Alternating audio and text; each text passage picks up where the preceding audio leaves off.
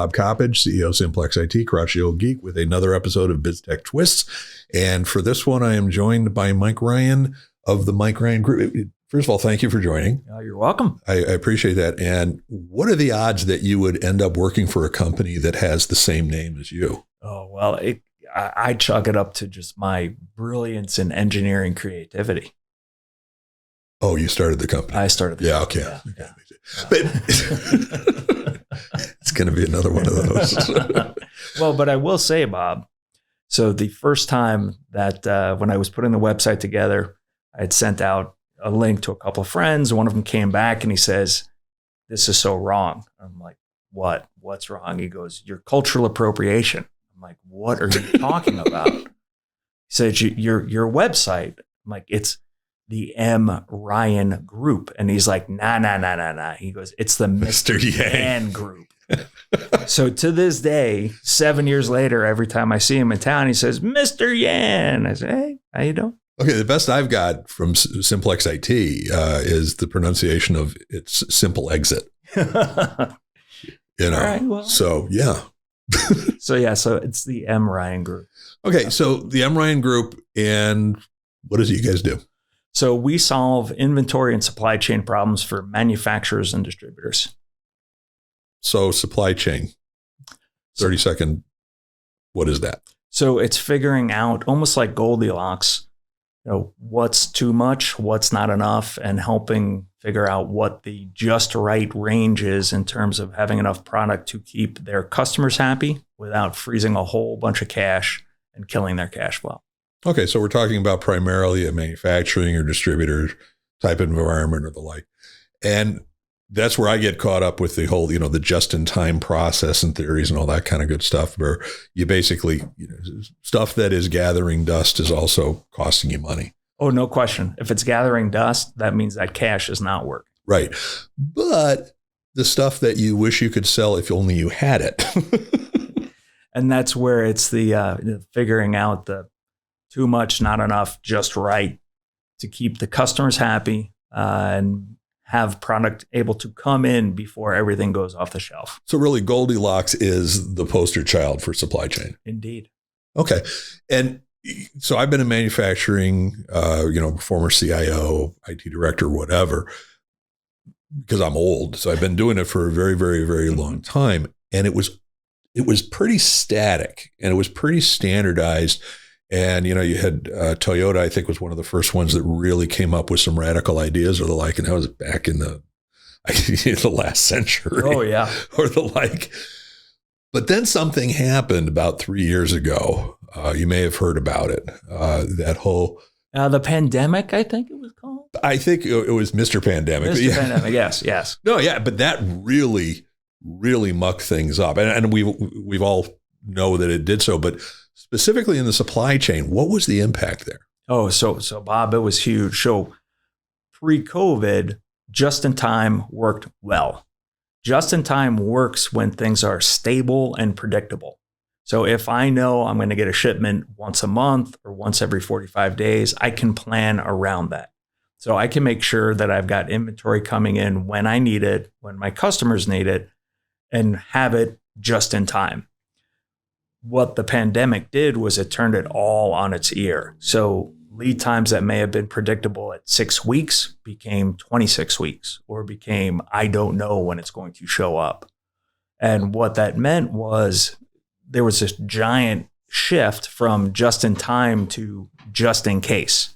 I'm going to buy this just in case I need it. And inventory is just absolutely exploded to where manufacturers and distributors just had literally warehouses full of product that were frozen, cash frozen in inventory. And when we talk about these processes, a lot of them were based on experience.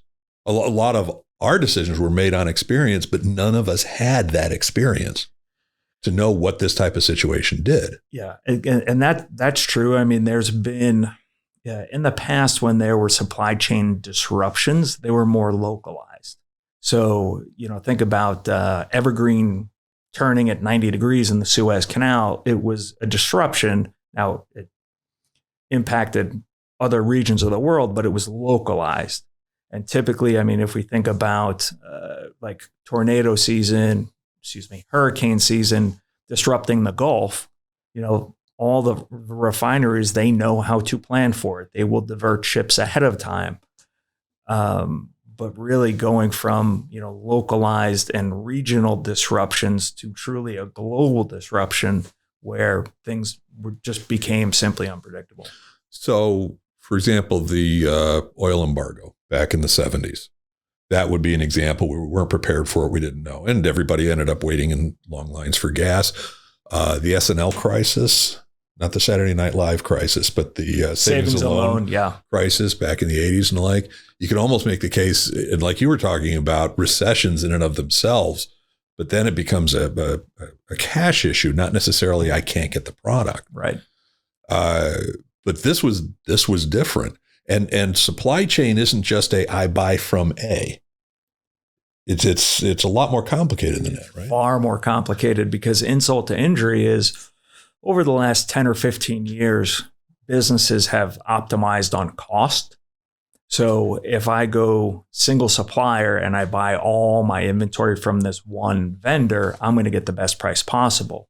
The problem is when that vendor stops producing and you have no other vendors lined up, then it becomes a mad scramble.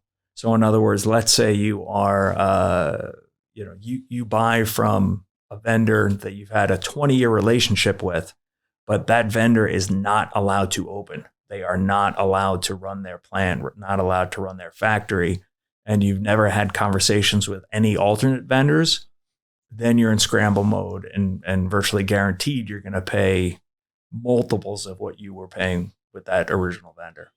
But you could also have a situation where, and you could almost make the case, was it Mark Twain that said it's okay to put all your eggs in one basket, just watch the goddamn basket, but you could also have a situation where it's further up the supply chain.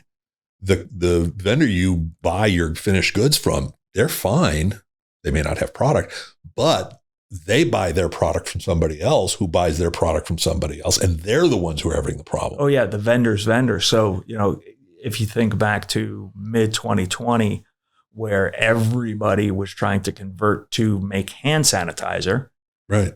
The SD40A rubbing alcohol that goes into making hand sanitizer, you couldn't find it, right? So that's when people started switching over, and you'd buy a bottle of hand sanitizer and it sounded like or smelled like cheap tequila.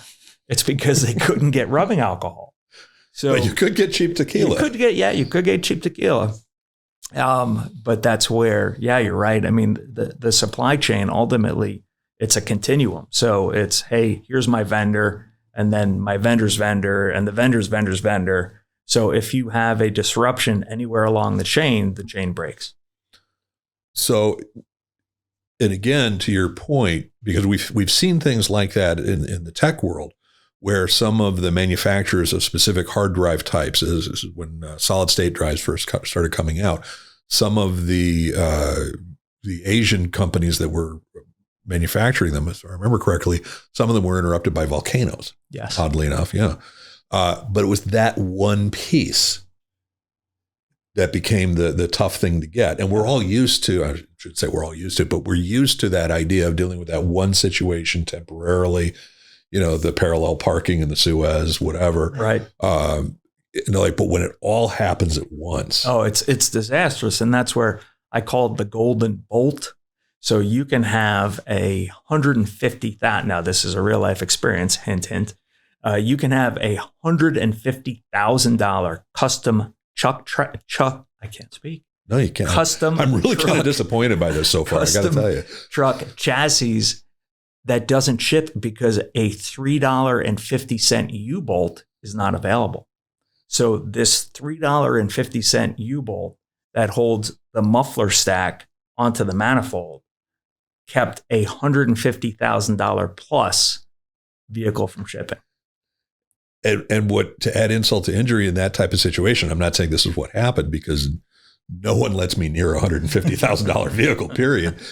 But you could have a situation where that the person who is combining all those products to sell the finished good, they're paying their supplier when everything is delivered to them, but they can't collect payment from their client until they deliver the finished goods. So they basically have to pay the $149,996.50.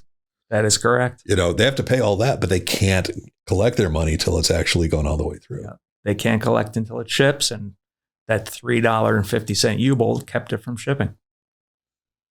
Well, that would probably be an annoying day. It was, and insult to injury.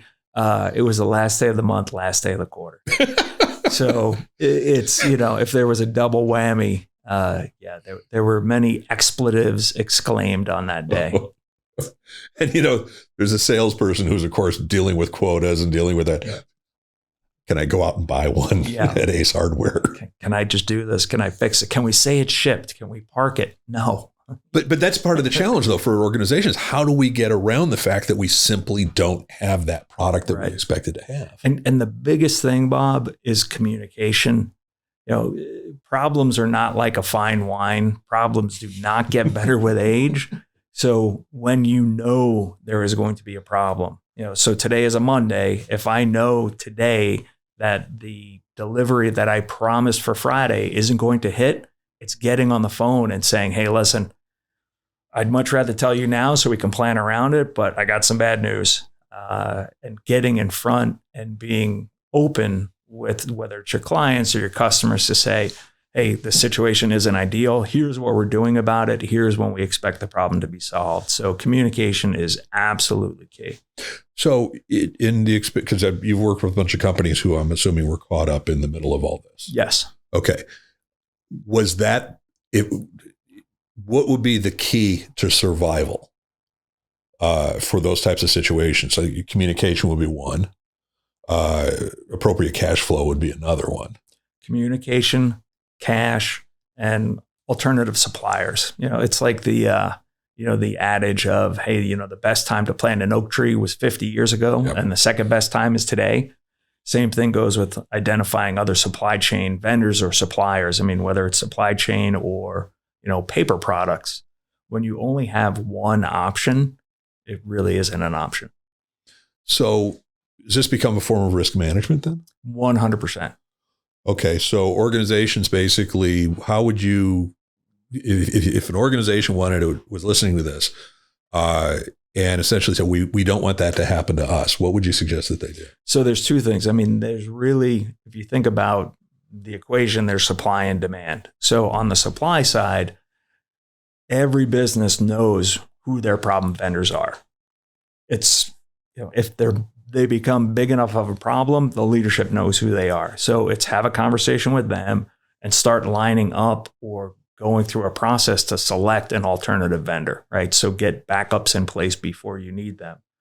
And then on the demand side, this is understanding your customers, your client base. So if there are customers who are highly volatile, or a customer comes in with an order that falls out of the sky, let's have a conversation. All right, you tell me you need 1,000 of these on Friday.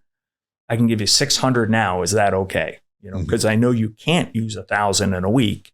So let's have a conversation. So mitigating risk comes back to, hey, where there are known problems on the supply side, let's talk about it. Where there is highly variable or volatile demand on the sales side, let's have conversations around that. So having conversations, putting it out on the table, talking about it is one, if not the best way to mitigate risk. And the good news here is that we're all going through it. Or we were all going through it, I should say. So it wasn't what? You're having trouble getting parts? I haven't heard of that. That's unheard of. Yeah, I saw different businesses react differently. Some businesses react like, why is this happening to me? Why me? And then other business saying, hey, right, we're all in the same boat. Let's figure out a way to paddle together or bail together. But yeah, it's realizing kind of the factors that are going on in the environment around you and figuring out in what ways we can do things differently. And weirdly enough, it reminds me of the story of ants. And ants, by and large, when one of them finds a good food source overwhelming majority of the ants will follow that guy to go to the food source, get the food, and then take it back. But there will always be some who won't. There will always be some ants who will just wander around anywhere. And everybody was thinking, for a long time, biologists were thinking, well, these ants they're wrong. They're just not very good. But then it turned out that what they were doing was they were actually looking for alternatives to food sources in case this one dried out, because nobody knows how much food there was there.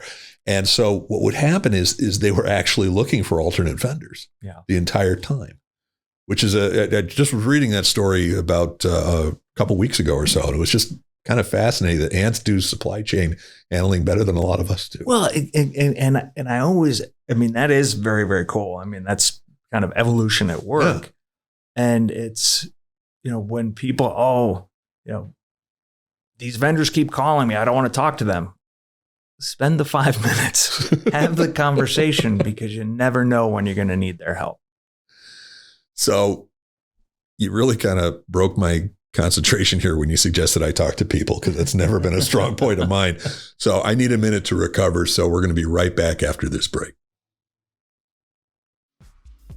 Are you fed up with reactive IT providers who take too long to respond, let problems fester, and nickel and dime you for every little thing? Say goodbye to those frustrations by choosing Simplex-IT, home of Amazon's best-selling author and Biz-Tech Twist host Bob Coppage. As Northeast Ohio's friendly neighborhood MSP, Simplex-IT has been providing top-notch managed and co-managed IT services since 2007, supporting hundreds of clients locally and across the United States. With a managed service provider like Simplex-IT, you'll benefit from proactive maintenance, 24/7 monitoring, and streamlined technology that will help you grow your business. Visit simplex-it.com for more information and to start experiencing stress-free IT today. Okay, we are back, and I had to talk to a person. It wasn't good, but bring me back from the dark place. I enjoy continuing the conversation, because this is what it's about. I mean, it's figuring out how do we bring people, process, technology all together. Okay, 2 out of 3 of those I was fine with, but you had to lead with the people. But let's talk about the technology so I can get away from people as much as possible. What was the role of technology? And this is such a broad question, but what was the role of technology, both in terms of the good for the supply chain world, and then how did technology fail when it came time for the COVID?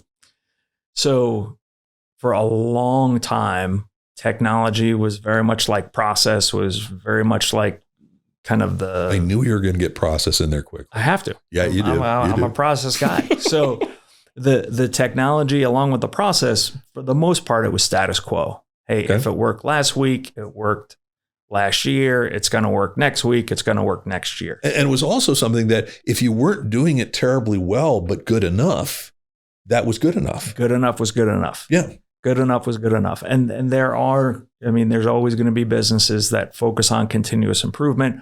How do I make things a little bit better? But by and large, and this is a very sweeping statement, right, by and large, it was the status quo. If it's not broken, don't fix it. Yep. And the technology supports the process, because without a process, the results aren't definable, predictable, or repeatable. So having technology in place to support the process helps with that consistency. Now, when COVID hit, right, things became kind of the epitome of inconsistent.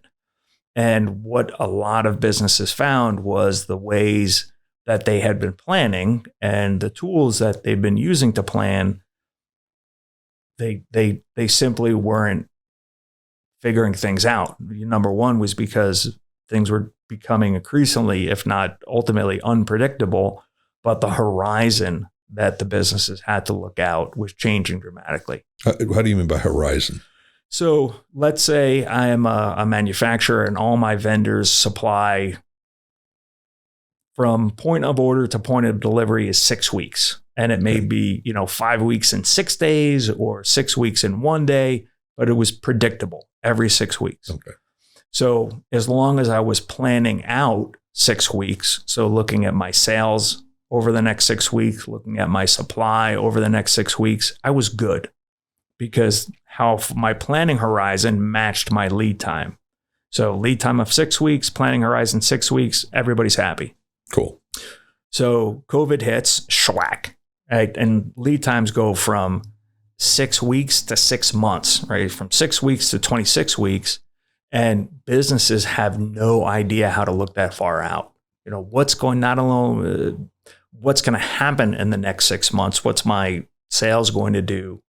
But what's my supply going to do? And trying to rely on the technology that they had been relied on in the status quo caused a lot of people to revisit and really re-examine the technology solutions that they had. And you can almost look at the entire evolution of IT, which really, for all purposes, started in the 70s in terms of any useful systems, inventories, accounts payable, receivable, blah, blah, blah, on up to reports in your MRP type of apps in the 80s and the 90s, and then your ERPs in the 2000s. All of that evolution happened without going through anything like this. So all of the systems, all of the developers, all of the people working on it, all worked with that same goal of that'll never happen. Yep.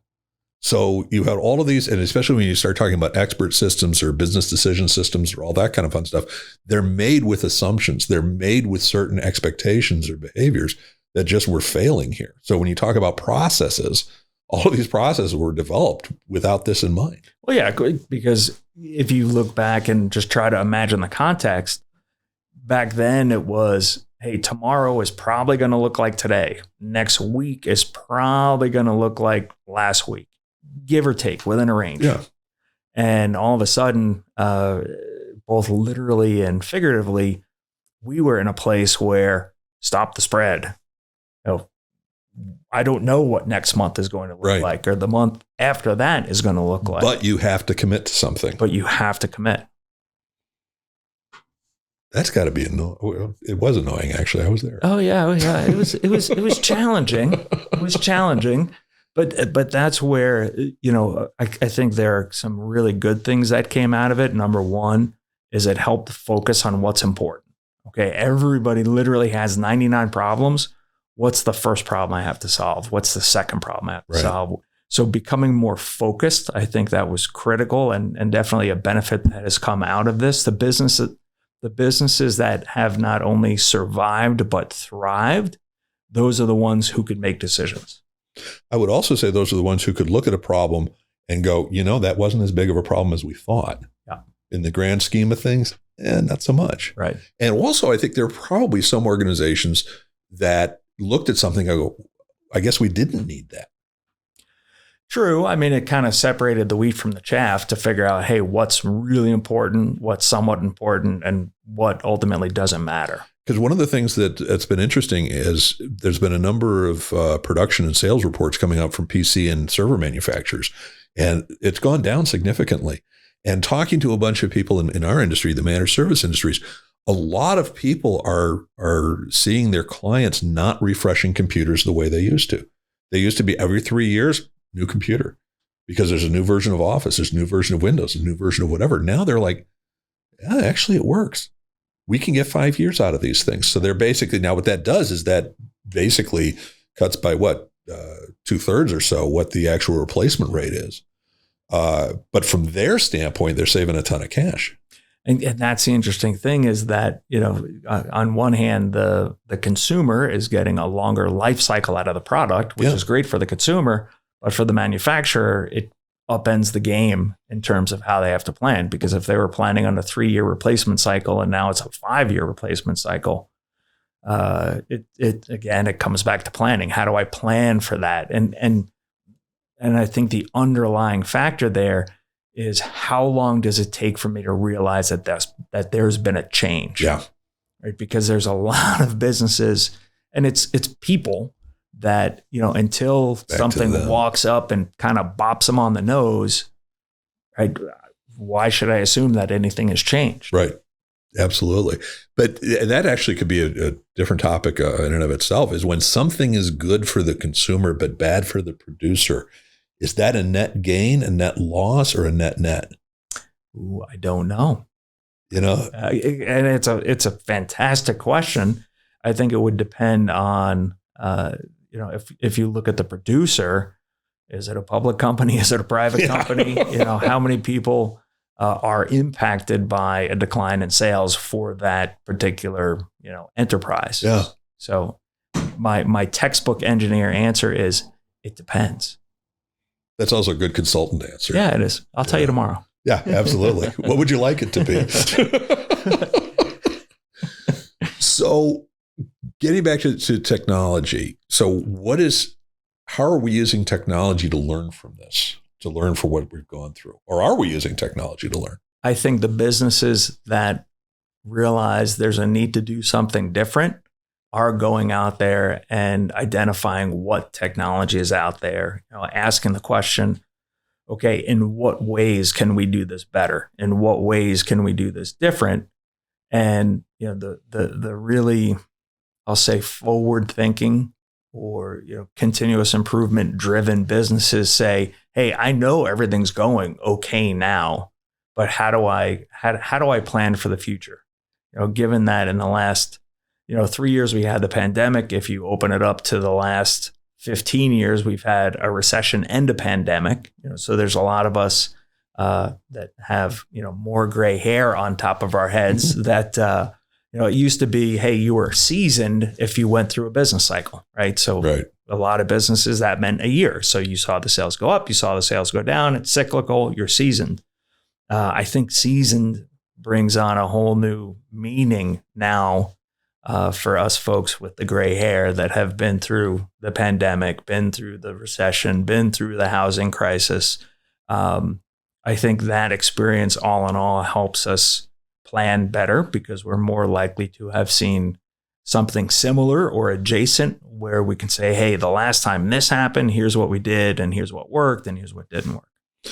So that which doesn't kill you makes you a consultant. Well, that what doesn't kill us gives us more gray hair. So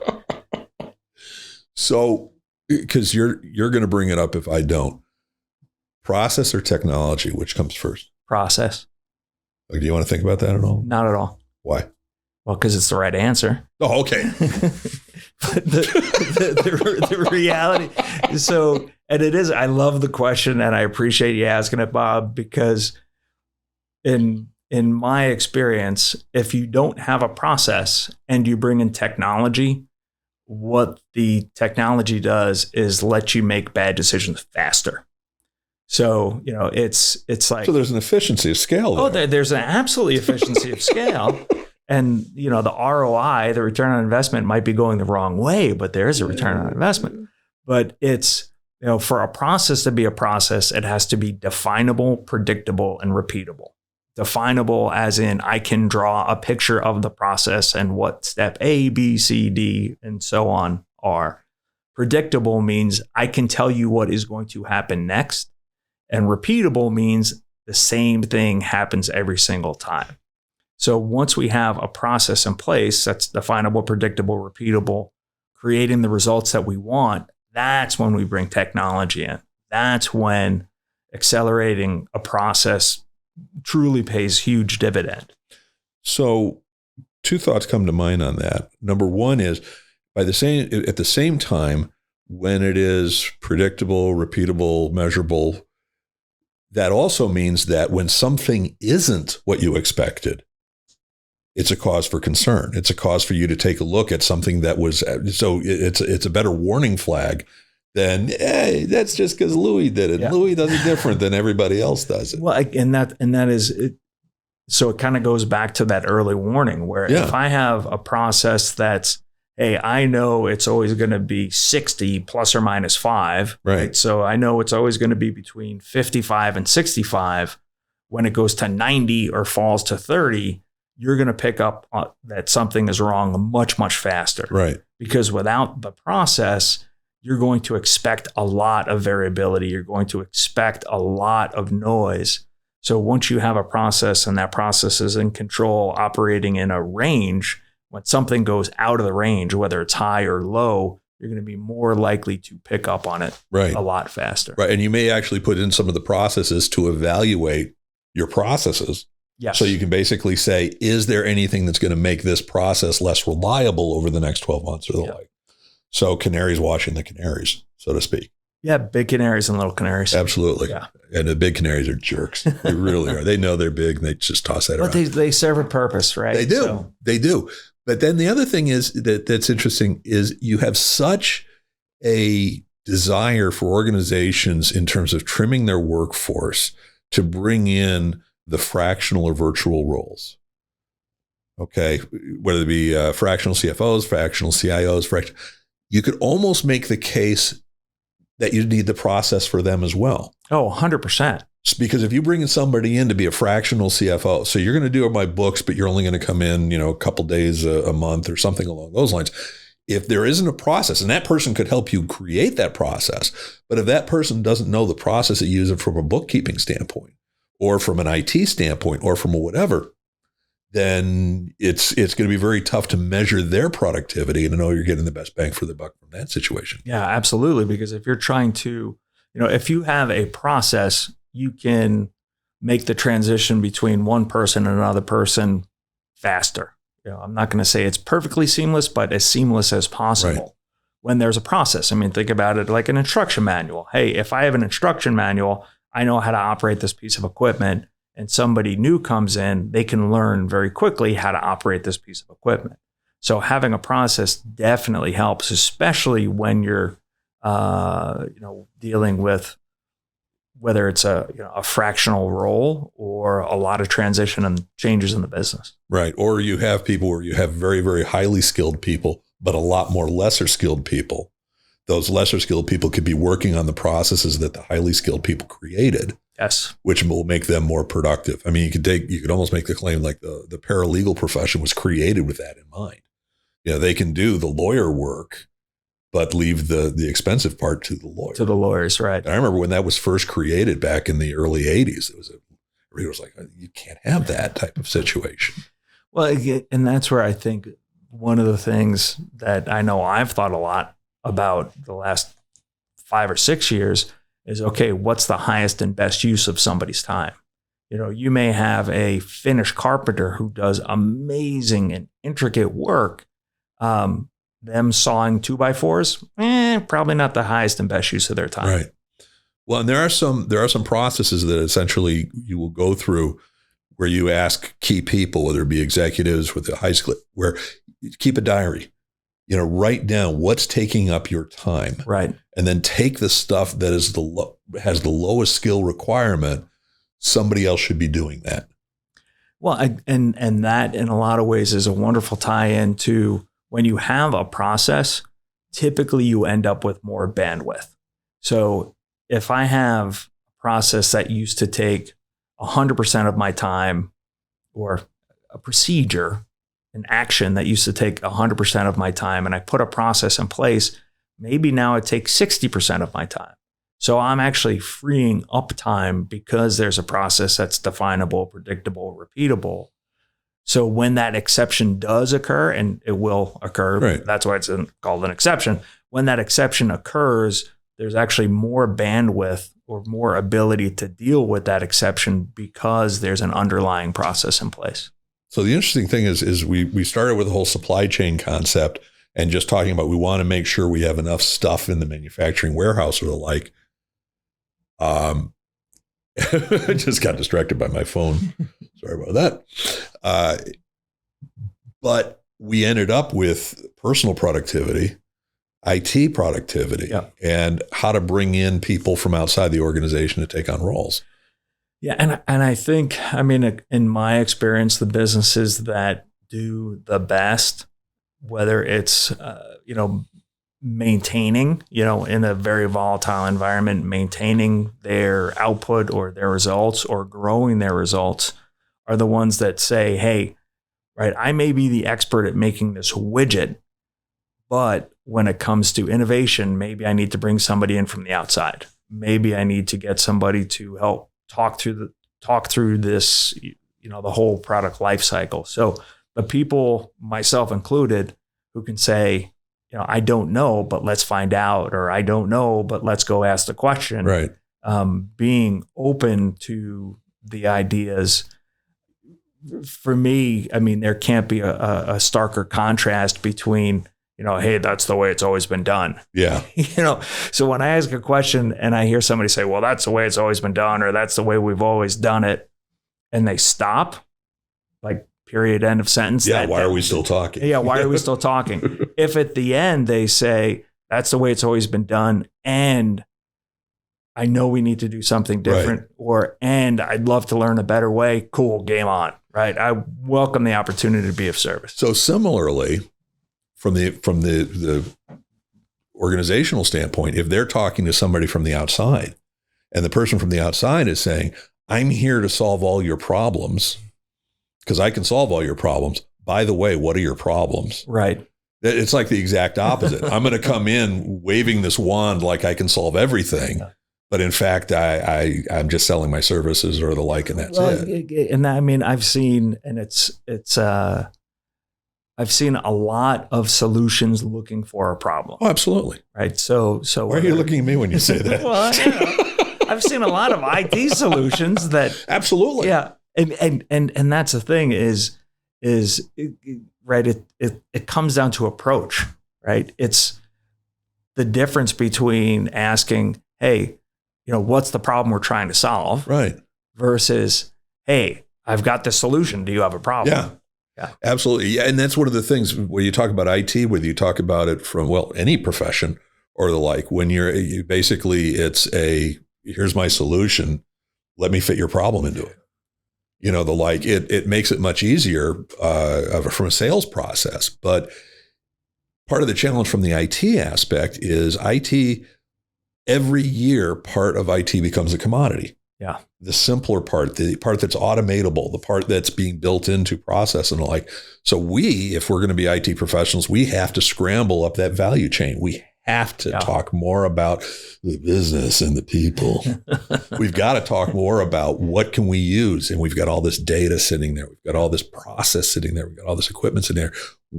Tell me about your business and how your business works with your clients. Right. So that we can somehow integrate that process. And having the data, right? Having the data is the start. It's like saying, hey, I've got a big bag of concrete. I can build something. Yeah, you can, but what do you want to build? And the same thing with the data is, we've got the data. The question is, what do we need the data to tell us? What kind of insights are we looking for? So if we can spend, and I know, like, even if I go back 20 years in my career, I would spend 40 hours compiling the data, putting data together, and like 2 hours actually understanding what it tells me.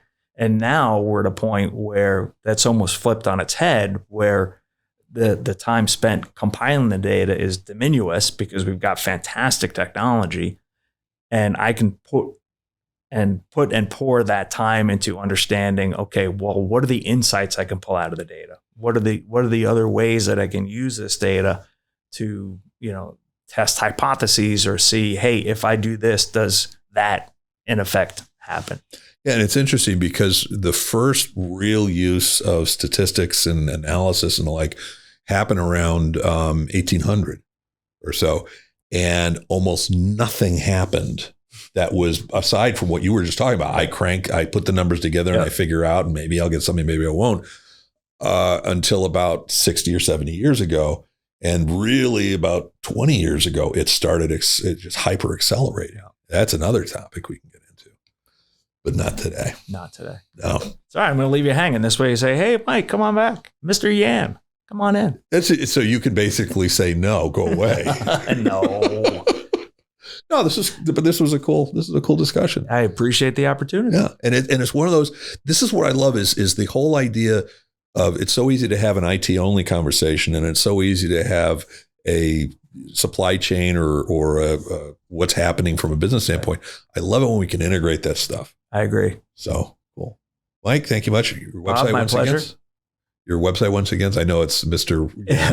www.mryangroup.com, or the alternative spelling is Mr. Yan, YAN group.com. And who should be contacting you?